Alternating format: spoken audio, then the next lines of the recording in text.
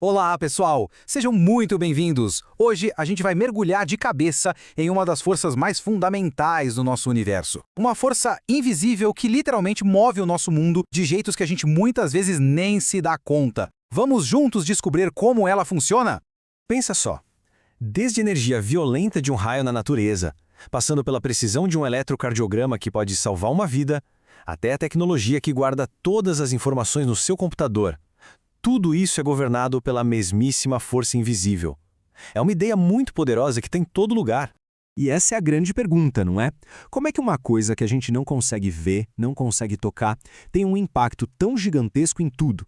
Para a gente entender isso, a gente vai precisar de um conceito muito poderoso. E essa ideia genial é o conceito de campo. Para ficar mais fácil, vamos começar com algo que todo mundo aqui sente a cada segundo de cada dia: a gravidade. Exato, o campo gravitacional da Terra. É ele que não nos deixa sair flutuando por aí. Pense nele como uma região de influência no espaço. A Terra, por ter massa, modifica o espaço ao redor dela, e é essa modificação do espaço que a gente chama de campo.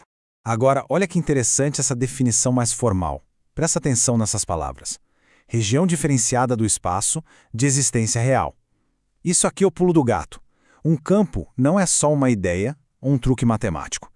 Ele é uma parte física e real do espaço. Ele existe. E ele só se revela, só se manifesta, quando uma partícula com a propriedade certa entra nessa região. E aqui que as coisas ficam diferentes. No caso da gravidade, a tal propriedade certa é a massa. E a força é sempre de atração.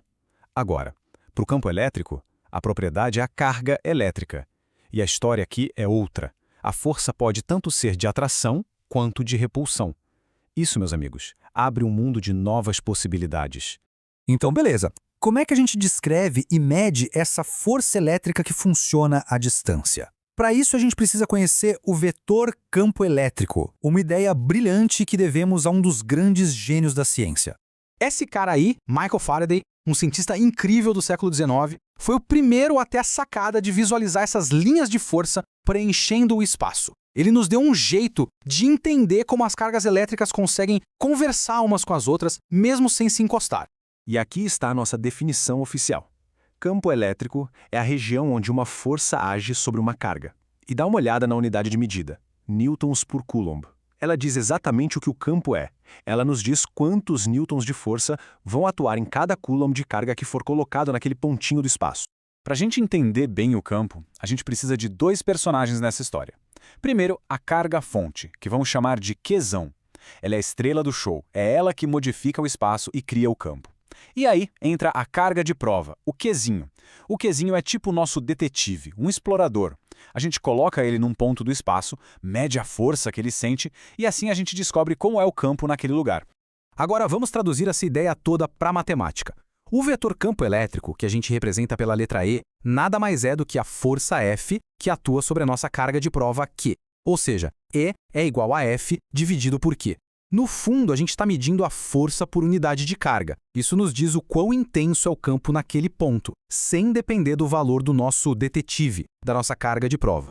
E como todo bom vetor que se preze, o campo elétrico tem três características. Primeiro, a intensidade, ou módulo, que diz o quão forte ele é. Segundo, a direção, que é sempre a linha reta que liga as duas cargas. E terceiro, o sentido. O sentido tem uma regrinha bem específica, que a gente já vai ver. Muito bem, agora vamos juntar todas as peças.